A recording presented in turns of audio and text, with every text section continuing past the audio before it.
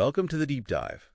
Today we're taking a bit of a unique approach, looking at Margaret Thatcher. Right. Not just the history, but her actual words. Exactly. We want to treat her famous quotes less like, sound bites and more like actual blueprints for how she governed. Connecting the words to the policies, the actions that really reshaped Britain. Because there's this incredible consistency there, isn't there? Oh, absolutely. Unwavering. It seems rooted in her Methodist background, those Victorian virtues. Thrift, hard work, self-reliance. Yes. And her policies often felt like a direct application of those personal beliefs.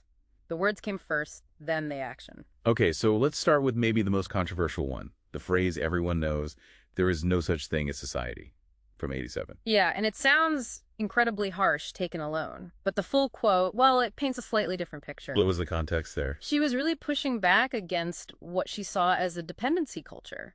Her point wasn't that community doesn't exist, but that society as an abstract entity wasn't responsible. So it's down to individuals, men, women, families. Precisely. She felt people were being taught to blame society instead of taking personal responsibility. Right. So if that's the belief, individuals are key, not some vague society. How did that translate into policy? What was the blueprint in action? Well, the most direct link is probably the Housing Act 1980, the right to buy scheme. Making council tenants homeowners. Exactly. The logic was turn renters into owners, and you encourage self-reliance. You literally give them a stake. And it wasn't small scale, was it? Not at all. Over 1.5 million homes transferred. A fundamental shift in property ownership directly linked to that core belief about individual responsibility over state dependency. Okay. But that belief, that conviction, it faced huge tests, especially on the economy. It really did. Pretty early on, just 17 months into her first term, things were looking, well, bleak. Because of the monetarist policies, can you briefly explain what that involved? Sure. Monetarism was her government's core economic idea.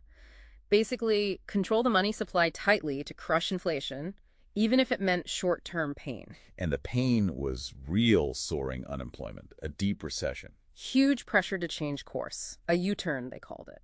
Which led to another defining quote, "The lady's not for turning," delivered in 1980. Absolutely defiant. She was under fire from all sides, including from within her own party. The Wets, right, the more moderate conservatives. Yes, they were urging a softer approach, more compromise, but she just wouldn't budge on the ideology. And the proof wasn't just the speech. Right. The 1981 budget was the real signal. Definitely. That budget was, well, kind of shocking at the time, raising taxes during a recession. Counterintuitive, to say the least. But it showed her priority was tackling the deficit and inflation above all else. It really cemented that image of unbending conviction, no compromise. And that confrontational style, it really set the stage for the clashes with the unions. Which brings us to probably the biggest industrial conflict, the miners' strike of 84-85. And another quote, "We always have to be aware of the enemy within." She wasn't seeing this as just a standard industrial dispute, was she? No, not at all. For her, this was fundamental.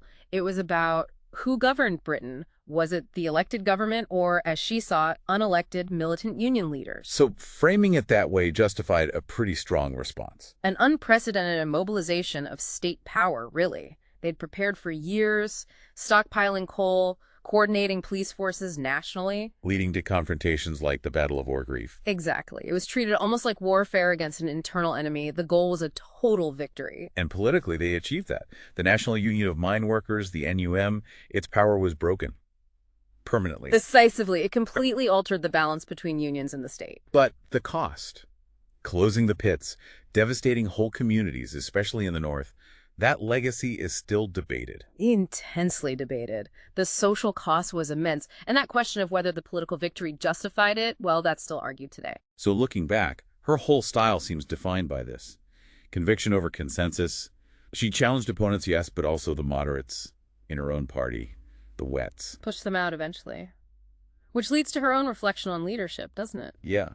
If you just set out to be liked, you would be prepared to compromise on anything at any time, and you would achieve nothing. A pretty stark summary of her approach. It makes you wonder, though, that very quality, that refusal to compromise, which allowed her to push through huge reforms, was that also what made her position untenable in the end? Leading to her own party removing her in 1990. Maybe that's the final thought for you, the listener. Does that kind of radical, unbending conviction, inevitably contain the seeds of its own destruction in politics. Something to ponder.